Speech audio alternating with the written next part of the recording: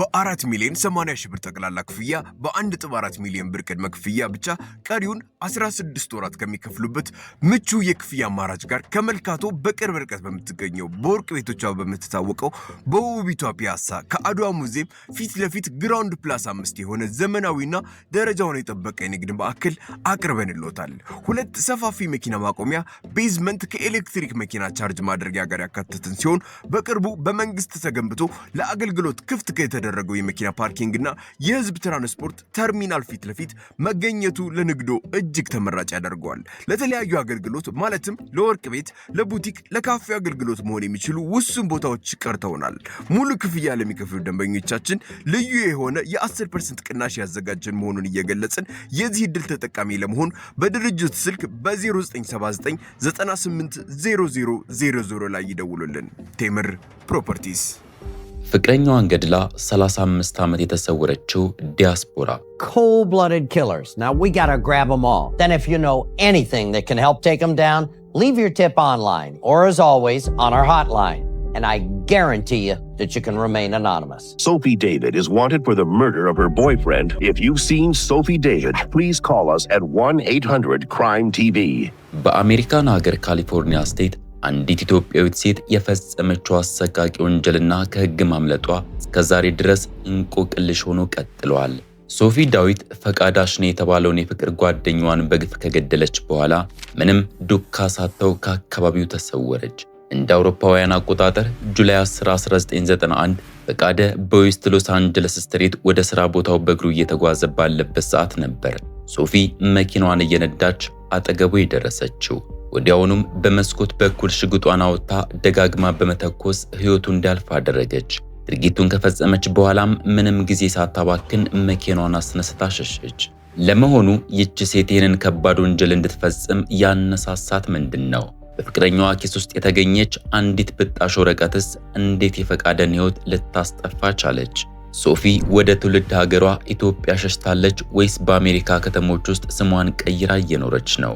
የዛሬው ዘጋቢ ፊልም ከሎስ አንጀለስ ጎዳናዎች እስከ አዲስ አበባ ከዚያም አልፎ በታዋቂው አሜሪካስ ሞስት ዋንትድ የቴሌቪዥን ፕሮግራም ላይ እስከ መታየት የደረሰውን እጅግ አስገራሚ ወንጀል ታሪክ ይዞላችሁ ቀርቧል። ቪዲዮውን ላይክ፣ ቻናሉንም ሰብስክራይብ በማድረግ አብራችሁን ቆዩ።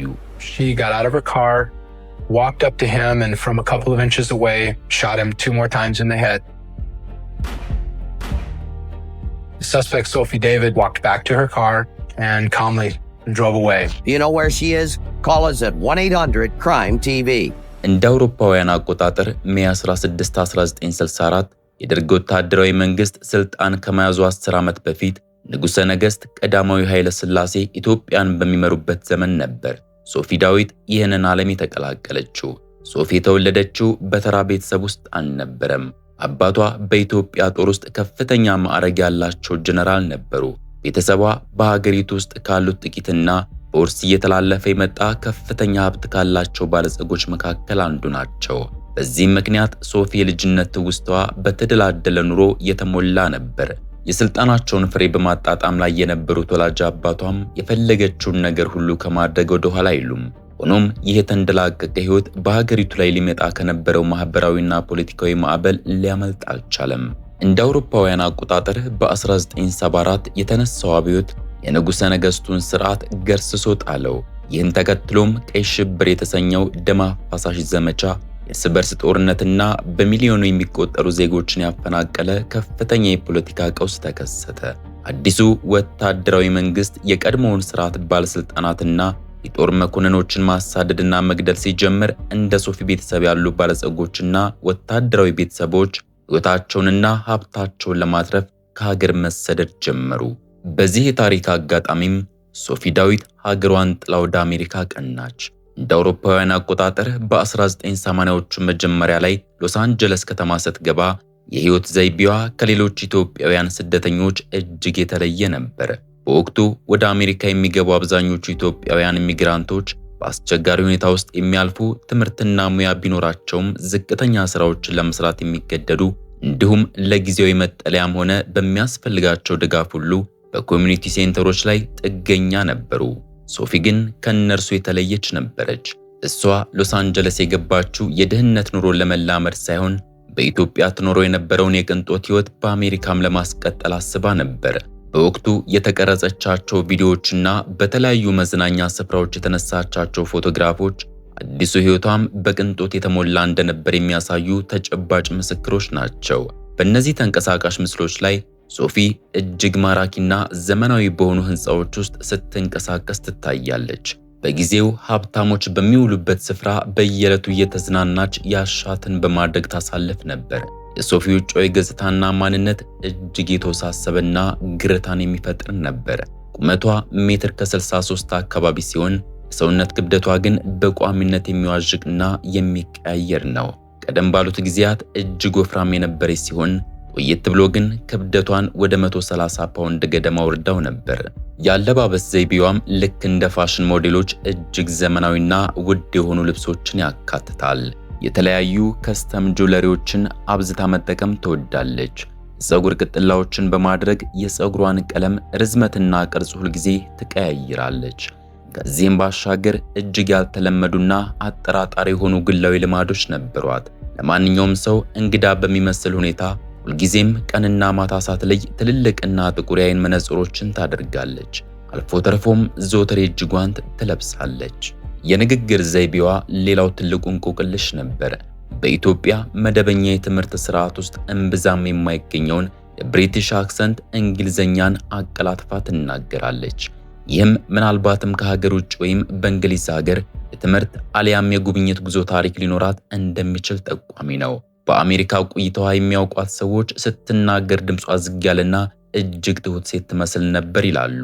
ነገር ግን ይህ ውጫዊ የትህትና ገጽታዋ በውስጡ ያለውን ክፉና አደገኛ ማንነት የሚሸፍን ጭንብል ነበር።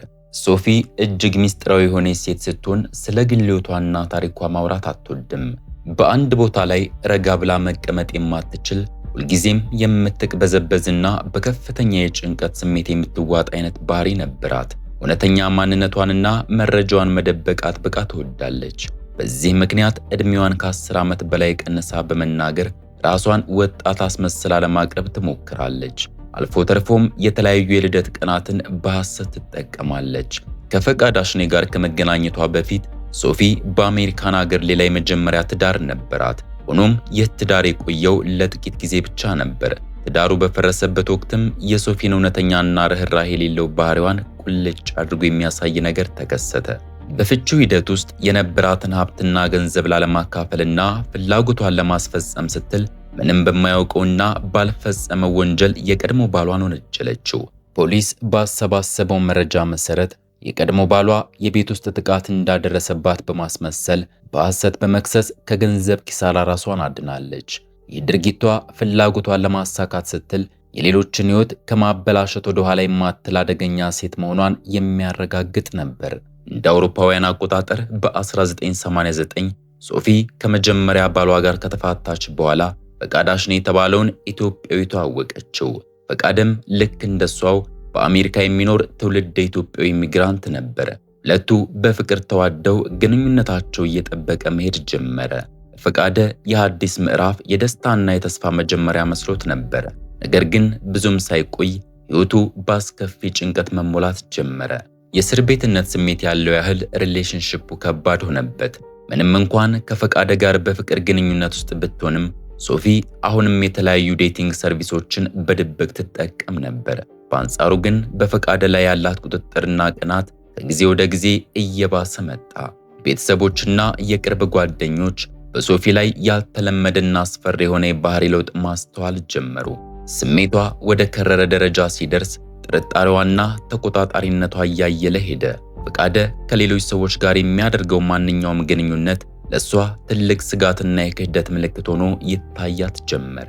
ይህ የታፈነና በጥርጣሬ የተሞላ ግንኙነት ድንገት የፈነዳውና የግንኙነታቸውን ማብቂያ ያፋጠነው አንድ ክስተት ነበር። በዚያ ዕለት ሁለቱ ጥንዶች ቀጠሮ ነበራቸው። ሶፊም ፍቅረኛዋን ፒክ ለማድረግ ቀደም ብላ ደርሳ መኪናዋን ተደግፋ እየጠበቀችው ነበር። ፈቃደም ትንሽ ዘግየት ብሎ ከነበረበት ሕንፃ ወረደ። ልክ እንዳየችውም ተንደርድራ ተጠመጠመችበት። ጉንጮቹን እየሳመች አንገቱንና ደረቱን በእጆቿ ትዳብስ ጀመር። የለበሰውን ጃኬት እያስተካከለች ድንገት ወደ ሱሪ ስትመለከት ያልጠበቀችው ነገር አይኗ ውስጥ ገባ። በፈቃደ ሱሪ ግራ ኪስ ላይ የወረቀት ጫፍ ታያት። ጊዜ ሳታባክን እጇን ወደ ኪሱ ሰዳ ወረቀቷን መንጭቃ ወጣቻት። የሶፊ ፍጥነት ያስደነገጠው ፈቃድም ድንግርግሩ ወጣ። ወረቀቷ ላይ አንድ የስልክ ቁጥርና ትሪሽ የሚል የሴት ስም ሰፍሮ ነበር። እጅ ትንሽ ወረቀት ለሶፊ ጥርጣሬዋ ሁሉ ማረጋገጫ ሆና ታየቻት። ወዲያውኑም በከፍተኛ ንዴትና ቁጣ ፈቃድን አፋጠጠችው። ሁኔታዋ ከንግግሯ ጋር ተዳብሎ እጅግ አስፈሪ ነበር። ሶፊ ሮዝ ቀለም ያለውን ትልቁን ባለ 4 ማዕዘን መነጽሯን እንዳደረገች ወረቀቱን በእጇ ይዛ እያወዛወዘች በንዴት ትጮህበት ጀመር። የምንድን ነው ስትልም ጠየቀችው። ፈቃደም ራሱን ለመከላከልና ሁኔታውን ለማረጋጋት እየሞከረ እንደምታስበው አይደለም በማለት መለሰላት። ነገር ግን የሶፊ ንዴት ከቁጥጥር ውጭ ሆኖ ስለነበር የፊቷ ገጽታ ተለዋውጦ ትሪሽ ማናት በማለት በከፍተኛ ድምፅ ደጋግማ ጮኸችበት። ምላሹን ለመስማት እንኳን ጊዜ ሳትሰጠው ያለ የሌለ ኃይሏን ተጠቅማ ገፈተረችው። ለፈቃደ ያች ወረቀት ተራ የስልክ ቁጥር ልትሆን ትችላለች። ለሶፊ ግን የክህደትና የመታለሏ ማረጋገጫ ነበረች። ይቺ ትንሽ የወረቀት ብጣሽና እላዩ ላይ ያነበበችው ስም በሶፊ አእምሮ ውስጥ የነበረውን የቅናት መንፈስ በማቀጣጠል ወደ ጥላቻ ቀይረው። ፈቃደ ስሜቷን ሙሉ በሙሉ ባይረዳውም ሶፊ በዛች ዕለት ያሳየችው ባህሪ ወደፊት የሚመጣውን ጥፋት የሚያሳይ የመጀመሪያ ደወል ነበር። በሶፊ ዳዊትና በፈቃደ አሽኔ መካከል የነበረው የፍቅር ግንኙነት ሊጠገን ወደማይችል ደረጃ ላይ ደርሷል። በዚያች ዕለት የተፈጠረው ላይ የሶፊ ፖዚቲቭ ማንነት ተደምሮ የግንኙነታቸውን ማብቂያ አፋጠነው። በመጨረሻም ሁለቱ ፍቅረኛሞች ተለያዩ። ፈቃደ ግንኙነቱ በማብቃቱ ምክንያት የሶፊ ቁጣና ክትትል የሚቆም መስሎት ሕይወቱን ቀጥለዋል። ነገር ግን የፈለገችውን ሁሉ በማግኘት ያደገችው ሶፊ የወደደችውን ሰው በቀላሉ ትታ የምትሄድ አይነት ሴት አልነበረችም። እያደር ቢሆንም ፈቃደም ይሄ እውነታ የገባው ይመስላል። እንደ አውሮፓውያን አቆጣጠር ጁላይ 9 1991 ፈቃደ እጅግ በተረበሸና ጭንቀት በተሞላ መንፈስ ከአንድ የቅርብ ጓደኛው ጋር ተገናኘ። በዚህ ወቅት ሶፊ ምን ያህል አደገኛ እየሆነች እንደመጣችና ለሕይወቱ የሚያሰጋ ደረጃ ላይ መድረሷን ለጓደኛው በዝርዝር ሚስጥሩን አዋየው። ከመገናኘታቸው ጥቂት ቀናት በፊትም ሶፊ ሽጉጥ አውጥታ ጭንቅላቱ ላይ ደቅናበት እንደነበር ሲነግረው ጓደኛው እጅግ ደነገጠ። የጦር መሳሪያውን ግንባሩ ላይ አነጣጥራ የምትለየኝ ከሆነ እገልሃለሁ ብላ ባፏ እንደዛተችበት ሲነግረው እጆቹ በሙሉ ይንቀጠቀጡ ነበር። ይህ ንግግር የቅናት ስሜት የቀሰቀሰው ተራ ማስፈራሪያ ሳይሆን ወደ ተግባር ሊለወጥ የሚችል ቃል ኪዳን ነበር። በወቅቱ የነበረውን የሕግና የፍትህ ስርዓት ስንመለከት በአውሮፓውያኑ 1990 የካሊፎርኒያ ስቴት ስቶኪንግን እንደ ወንጀል ደንግጎ የነበረ ቢሆንም ተቋማቱ እንዲህ አይነት የፍቅር አጋር ማስፈራሪያዎችን በፍጥነት ለመከላከል የሚያስችል ጠንካራና የተደራጀ አሰራር አልነበራቸውም። ፈቃደ በከፍተኛ ፍርሃት ውስጥ ሆኖ ይህንን ለጓደኛው ሲነግረው ምናልባት ትንሽ እንኳን እንጥፍጣፊ ሰዋዊ ማንነት ከቀራት ይህ የክፋት አስተሳሰብ ይስተካከላል የሚል እምነት ነበረው። በማግስቱ ጧት ጁላይ 10 በካሊፎርኒያ ስቴት ሎስ አንጀለስ ከተማ ምዕራባዊ ክፍል ተለመደው ደማቅ ፀሐይ ፈነጠቀ። ፈቃደ አሽኔም ሁሉን ነገር ወደ ጎን ትቶ መደበኛ የዕለት ተዕለት ሕይወቱን ለመቀጠል ከቤቱ ወጣ። በዚያ ጧት ፈዘዝ ያለ ሰማያዊ ቀለም ያለው እጅጌ ጉርድ ቲሸርትና ጂንስ ሱሪ ለብሶ ነበር። በእጁ ደግሞ ነጭ ካርቶን ቦክስና ቁልፎች ይዞ ወደ ሥራ ቦታው ለመሄድ በፀሐያማው የከተማ ዳርቻ የእግረኛ መንገድ ላይ ጉዞ ጀመረ። ፈቃደ በእግሩ እየተጓዘ ባለበት ወቅት አንዲት ውሃ ሰማያዊ ቀለም ያላት መኪና ከጎኑ መጥታ ቆመች። በመኪናዋ መሪ በኩል የተቀመጠችው የቀድሞ ፍቅረኛው ሶፊ ዳዊት ነበረች። እንደ ወትሮዋ ሁሉ ፊቷን የሚሸፍን ትልቅ የቬተር ስታይል የዓይን መነጽር አድርጋለች። ወደዚያ ስፍራ የመጣችው ግን በአጋጣሚ አልነበረም። ይልቁንም እርሱን ለማናገር አቅዳ ስለነበር በመኪናዋ መስኮት በኩል ቆሞ እንዲያናግራት ጠየቀችው። ፈቃደ ውስጡ ደስተኛ ባይሆንም የምትለውን ለመስማት ወደ መኪናዋ መስኮት ተጠጋ። እዚያው መተላለፊያ መንገድ ላይ እንደቆሙም በሁለቱ መካከል ከፍተኛ ጭቅጭቅ ተጀመረ። ምንም እንኳን ግንኙነታቸውን ያቋረጡ ቢሆንም የሶፊ ቁጣና ስሜታዊነት ግን በውስጧ እየነደደ ነበር። ፈቃደ ከሁኔታው ለመሸሽ በማሰብ የኔና ያንቺ ነገር አብቅቷል፣ ኢትስ ኦቨር ብሏት እርምጃውን ቀጠለ። ሶፊ በምላሿ እያናገርኩህ እኮ ነው፣ ቆመህ አናግረኝ ብላ ደጋግማ ጮኸችበት። ነገር ግን እሱ ሊያናግራት ፈቃደኛ አልነበረም። ፈጠን ፈጠን እያለ መራመዱን ቀጠለ። ወዲያውኑም ብራማ ቀለም ያለውን ሪቮልቨር ሽጉጧን ካስቀመጠችበት መዛ እዚያው መኪና ውስጥ እንደተቀመጠች በመስኮት በኩል አነጣጥራ ቃታውን ሳበችው። መጀመሪያው የጥይት ድምፅ አካባቢውን አናወጠው። አከታትላ ሁለተኛውን ጥይት እዛው በተቀመጠችበት ደገመችው። ጥይቱም ፈቃደን ሲመታው በእጁ ይዞት የነበረውን ነጭ ካርቶን ጥሎ አስፋልቱ ላይ ተዘረረ። ደም እየፈሰሰው ሲያጣጥር እያየችው ግን ምንም አይነት ርህራሄ አልተሰማትም። ያ ታፈቅሮ የነበረው ሰው በሕይወትና በሞት መካከል ሆኖ እንኳን ጭካኔው አልወጣላትም ነበር። እዚህ በኋላ የፈጸመችው ድርጊት ሶፊ ምን ያህል አረመኔ እንደነበረች ያሳያል። ንዴት ገፋፍቶት ሽጉጥ የሚጠቀመው ወንጀለኛ አንድ ወይም ሁለት ጊዜ ከተኮሰ በኋላ ከአካባቢው ሸሽቶ ይሄዳል። ሶፊ ግን የተለየች ነበረች። ምንም አይነት መደናገጥም ሆነ ፍርሃት ሳይታይባት በከፍተኛ እርጋታ የመኪናዋን በር ከፍታ ወረደች። ፈቃደ ተዘርሮ ወደ ወደቀበት ቦታም ዝግ ብላ ተራመደች። እዚያም መሬት ላይ በወደቀው የቀድሞ ፍቅረኛዋ አጠገብ ቆማ የያዘችውን ሽጉጥ ዳግማ አቀባብላ ወደ ግንባሩ አቅጣጫ አነጣጠረችው። ጥቂት ኢንቾች ብቻ ርቀት ላይ ሆና በቀጥታ ጭንቅላቱ ላይ ሁለት ተጨማሪ ጥይቶችን አከታትላ ተኮሰችበት።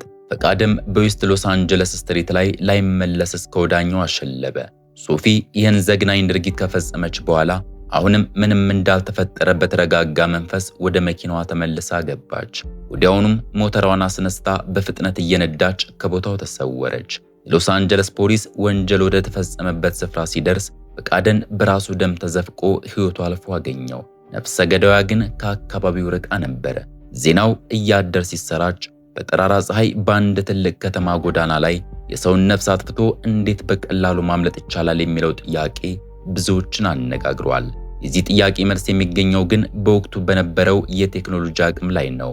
ጊዜው እንደ አውሮፓውያን አቆጣጠር 1991 ስለነበር ዛሬ እንደምናየው ዓለም በዲጂታል ቴክኖሎጂ የተቆራኘችበት ወቅት አልነበረም።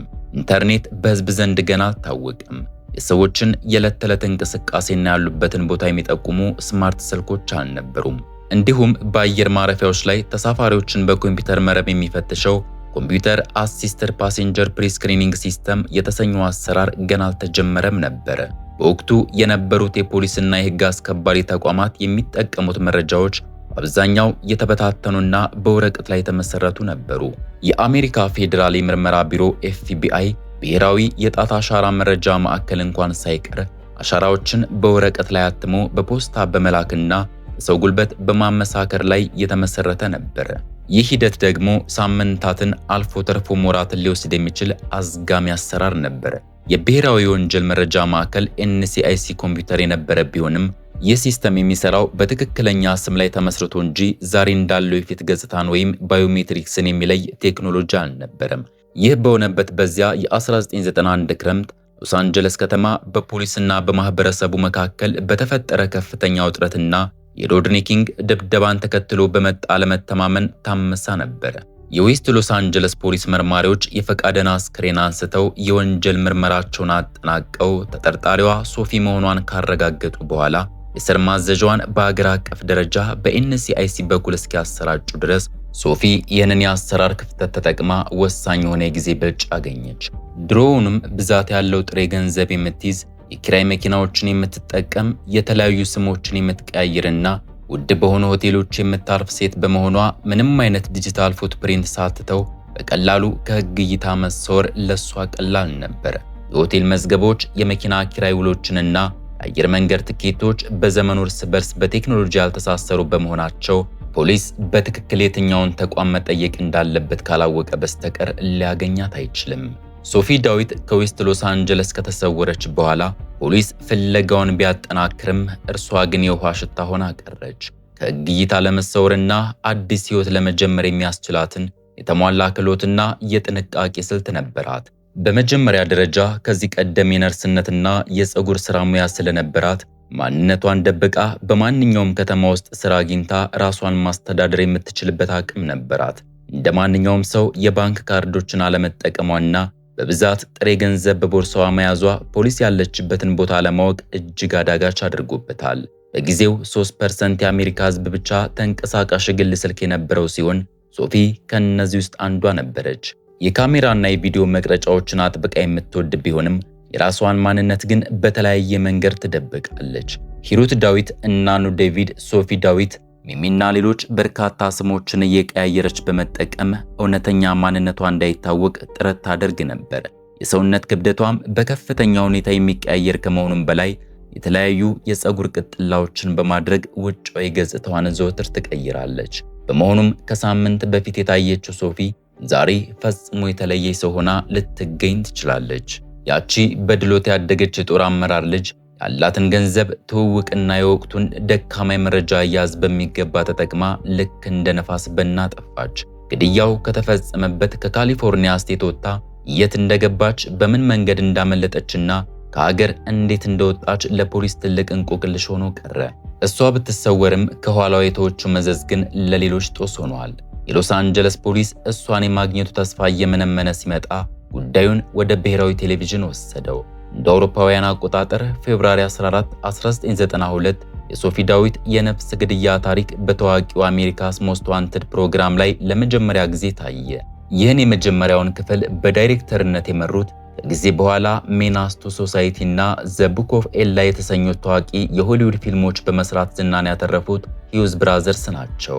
የሶፊ ጉዳይ በህዝብ ዘንድ ከፍተኛ ትኩረት የሳበ በመሆኑ ከመጀመሪያው ስርጭት አንስቶ እስከ ኦገስት 1 2009 ድረስ ለ7 ጊዜያት ያህል በቴሌቪዥን መስኮት ተላልፈዋል። በፕሮግራሙም ላይ የሶፊ ትክክለኛ ፎቶና ሌሎችም ስለሷ ዝርዝር መረጃዎች የተነገሩ ሲሆን ህዝቡም እሷ ያለችበትን በመጠቆም እንዲተባበር ጥሪ ቀረበ። ነገር ግን የሰፊ የሚዲያ ሽፋን እውነተኛዋን ገዳይ ወደ ፍትህ አደባባይ ከማምጣት ይልቅ ታሰበ መዘዝና ከፍተኛ ውዥንብር በንጹሃን ሰዎች ላይ አስከተለ። ፕሮግራሙ ጥቁር የሆኑ ስደተኞችን የፊት ገጽታ መለየት በሚቸገረው ሰፊው ህዝብ ዘንድ የተሳሳቱ ጥቆማዎች እንዲበራከቱ ሚና ተጫውቷል። የመጀመሪያዋ ሰለባ የሆነችው በቴሌቪዥን ፕሮግራሙ ላይ ሶፊ ዳዊትን መስላ የሰራችው ተዋናይት ነበረች። ይህች አክትረስ የሶፊን ገጽታና የጭካኔ ባህሪ እጅግ በሚያሳምን ሁኔታ ተላብሳ በመተወኗ ፕሮግራሙን የተመለከቱ በርካታ ሰዎች እውነተኛዋን ገዳይ ያዩ እየመሰላቸው ለፖሊስ ጥቆማ ይሰጡ ነበር። በዚህም ምክንያት ተዋናይቷ በፖሊስ ደጋግማ እንድትቆምና እንድትታሰር ተገድዳለች።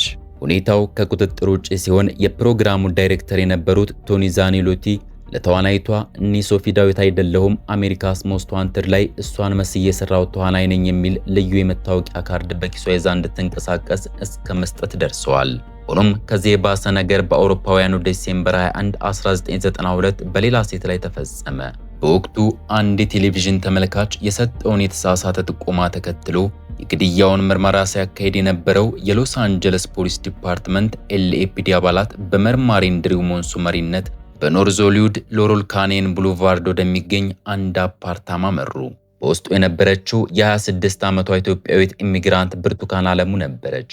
ብርቱካን አስተናጋጅ ሆና በምትሰራበት ቦታ ከደረሰባት ጾታዊ ትንኮሳ ጋር በተያያዘ ከፍተኛ የስነ ልቦና ቀውስ ገጥሟት ሆስፒታል ገብታ በቅርብ መውጣቷ ነበር።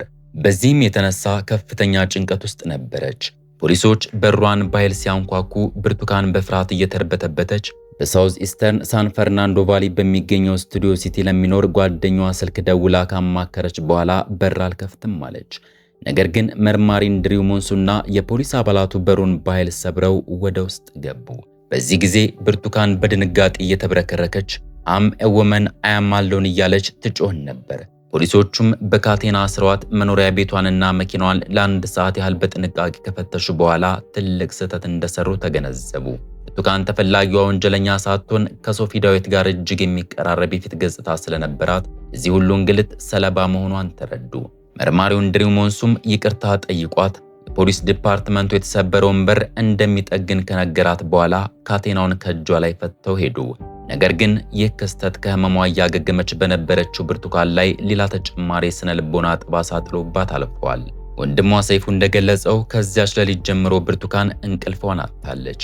ሌሊት ላይም እያለቀሰች እንዳገኛትና በሩንም በተደጋጋሚ ቼክ አርግ ብላ እንደጠየቀችው ተናግሯል። ፖሊስ ወንጀለኛዋን ለማደን ሁሉንም አማራጭ ቢሞክርም ትክክለኛዋን ሶፊ ዳዊትን ግን ሊያገኛት አልቻለም። ምናልባት ላስ ቬጋስ፣ ካሊፎርኒያ፣ በዋሽንግተን ዲሲ ወይም ኢትዮጵያውያን ዲያስፖራዎች በሚበዙባቸው ሌሎች አሜሪካ ከተሞች ውስጥ ተደብቃ ልትኖር እንደምትችል ጥርጣሬ ስለነበር በቂ አሰሳ ተደርጓል። እዚያ ባለፈም የብሪቲሽ አክሰንት ስለነበራት ወደ እንግሊዝ አምልጣ ይሆናል የሚል ግምት የነበረ ሲሆን ፈረንሳይም ገብታ ሊሆን ይችላል የሚሉ ያልተረጋገጡ ጭምጭምታዎች ነበሩ።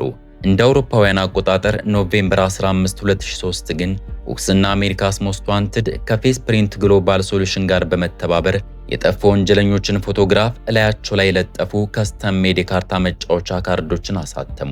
የ39 ዓመቷ ሶፊም ኩዊን ኦፍ ሃርትስ የተሰኘው ካርድ ላይ ፎቶዋ ታትሞ ወጣ። ይህ ካርድ ሶፊ በመጨረሻ የታየችበት ሀገር ኢትዮጵያ እንደሆነ ይገልጻል። የሶፊ ዴቪድ አሜሪካ ለቃ ስለመውጣቷ የመጀመሪያ ፍንጭ የተገኘው ግን በአውሮፓውያኑ ዲሴምበር 25 1992 ነበር። በወቅቱ በሎስ አንጀለስ ታይምስ ጋዜጣ ላይ በወጣ ዘገባ የአሜሪካስ ሞስት ዋንትድ ፕሮግራም ቃል አቀባይ የነበረው ጃክ ብረዝልን አንድን ያልተጠበቀ መረጃ ይፋ አደረገ። የፕሮግራሙ ኃላፊዎች ሶፊ አሜሪካን ለቃ እንደወጣች የሚያሳይ መረጃ ደርሷቸዋል ሲል ተናገረ። ይህ መግለጫ ሶፊ ግድያውን ፈጽማ ከተሰወረች በኋላ ድንበር አቋርጣ ማምለጧን በይፋ የጠቆመ የመጀመሪያው መረጃ ነበር። ከ5 ዓመታት በኋላ ደግሞ የአሜሪካስ ሞስት ዋንትድ 10ኛ ዓመት የምስረታ በዓል ሲከበር መርማሪዎች ይበልጥ ጠንካራ ወደሆነ ድምዳሜ ላይ ደረሱ። በወቅቱ በተላለፈው ልዩ ፕሮግራም ላይ ሶፊ ወደ ትውልድ ሀገራዊ ኢትዮጵያ እንደሸሸች ኢንቨስቲጌተሮች መናገራቸው ተገለጸ። መርማሪዎቹ አክለውም በማንኛውም ሰዓት ማንነቷን ቀይራ ወደ አሜሪካ ልትመለስ ስለምትችል ህዝቡ መረጃ እንዲሰጥ አሳሰቡ። ሶፊ ዳዊት በአውሮፓውያኑ 1991 በአሜሪካና በኢትዮጵያ መካከል ወንጀለኞችን አሳልፎ የመስጠት ስምምነት አለመኖሩን ተጠቅማ ወደ ትውልድ ሀገሯ በመሸሽ አዲስ ህይወት መጀመሯም እርግጥ ሆነ። የአንድ ወጣት ህይወት በከንቱ ምክንያት ተቀጥፎ ቤተሰቦቹ በሐዘን ሲቃጠሉ ያቺ በቅንጦት ያደገችው የጀነራል ልጅ ግን የነበራትን ሀብት ተጠቅማ ከፍትህ አመለጠች። በዚህ ታሪክ ውስጥ አንዱ አሳዛኝ ሁኔታ ዋነኛዋ ገዳይ ከህግ አምልጣ ሳለች እንደ ብርቱካንና ተዋናይቷ ያሉ ንጹሃን ሰዎች በተሳሳተ ጥቆማ ተደጋጋሚ እንግልት ውስጥ መግባታቸው ነው። የሚገርመው ደግሞ እንደዚህ አይነት ስህተቶች በሌሎችም የወንጀል ኬዞች ላይ በተደጋጋሚ ተስተውለዋል። ይህም ለምን እንደሚሆን የዘርፉ ምሁራን ሳይንሳዊ ጥናት እስከማድረግ ደርሰዋል። እንደ አውሮፓውያን አቆጣጠር በ2001 የፍሎሪዳ ስቴት ዩኒቨርሲቲ የስነ ልቦና ባለሙያዎች የሆኑት ክርስቲያን ማይስነር እና ጆን ብሪገም ሰዎች የፊት ገጽታን የማስታወስ ችሎታቸው ላይ ሰፊ ጥናት አሳትመው ነበር። 39 የጥናት ጽሑፎችንና 4996 ተሳታፊዎችን ያካትተው ይህ ሜታ አናሊሲስ ሰዎች ኦንሬስ ባያዝ ወይም ክሮስ ሬስ ኢፌክት የሚባል ስነ ልቦናዊ ባህሪ እንዳላቸው አረጋግጧል። በጥናቱ ግኝት መሰረት ሰዎች ከራሳቸው ዘር ወይም ከሚያውቁት ማህበረሰብ የተውጣጡ ሰዎችን ፊት በቀላሉና በትክክል የማስታወስ ከፍተኛ ችሎታ አላቸው። ነገር ግን ብዙም ከማያውቁት ማህበረሰብ ወይም ዘር የመጣ ግለሰብን የፊት ገጽታውን አይተው መልሰው ለማስታወስ ይቸግራሉ። ጥናቱ እንዳረጋገጠው ሰዎች ከራሳቸው የቆዳ ቀለምና ዘር ውጭ የሆኑ ሌሎች ሰዎች ስለሚምታቱባቸው በስተት የመጠቆምና ፎልስ አላርም የመስጠት እድላቸው በ1.6% ከፍ ያለ ነው። ተመራማሪዎቹ ይህንን ሁኔታ ሚረር ኢፌክት ብለው ይጠሩታል። ታዲያ ይህ የሚፈጠረው በዘረኝነት ወይም በጥላቻ ምክንያት ሳይሆን ከሰዎች ተፈጥሯዊ ድክመት የተነሳ ነው። የሌላን ሬሳ አባላት ፊት ሲመለከቱ ግለሰቦችን ከሚለዩቸው የፊት ገጽታዎች ይልቅ በሚያመሳስሏቸው ነገሮች ላይ ብቻ ትኩረት አድርገው ይደናገራሉ። በተጨማሪም ጥናቱ እንዳረጋገጠው ይህ ስህተት በይበልጥ የሚብሰው ግለሰቡን ለማየት የነበራቸው ጊዜ አጭር ሲሆን ነው። ተመራማሪዎቹ በማጠቃለያቸው ላይ እንዳስጠነቀቁት ኦንሬስ ባያዝ በወንጀል ምርመራና በፖሊስ የጥቆማ ስራዎች ላይ እጅግ አደገኛ የሆነ መዘዝ ያስከትላል።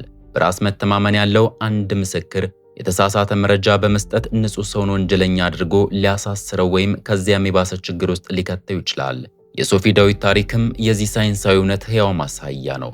ዛሬ ላይ ሶፊ 62 ዓመቷ ነው። እስካሁን በሕይወት ካለች ያ የወጣትነት መልኳ ተቀይሮ ሊሆን ይችላል። ለ3 አስርት ዓመታትም በኢትዮጵያ ከተሞች ተደብቃ ኖራለች። ዛሬም ቢሆን ግን የዚያ ንጹህ ሰው ነፍስ ፍትህን ትሻለች።